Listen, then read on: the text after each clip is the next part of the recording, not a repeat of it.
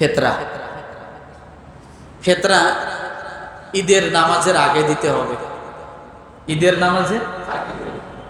শুধু এতটুকু বলে যাই, নিম্নে 120 টাকা, উপরে প্রায় 3000 টাকা, তারও বেশি দিতে পারে। অর্থাৎ আপনি যে ক্যাটাগরির মানুষ, আপনার ফেতরাটাও সেই একই ক্যাটাগরিতে হবে। আপনি সারা মাস যদি 90 টাকা কেজির চাউল খান, এ কথা কয়কে? সারা মাস যদি আপনি 90 টাকা কিসে, সারা মাস যদি 90 টাকার কেজি চাউল খান, তাহলে আপনার জন্য কি 30 টাকা কেজি চাউলের দরে আপনি ইফতারি ফেতরা দিবেন? আদায় হবে? হক আদায় হবে? হবে না। তাহলে এইটা মাথায় রাখবেন, আপনি যে ক্যাটাগরির মানুষ, আপনার জন্য ফেতরাটা ওইভাবেই হবে।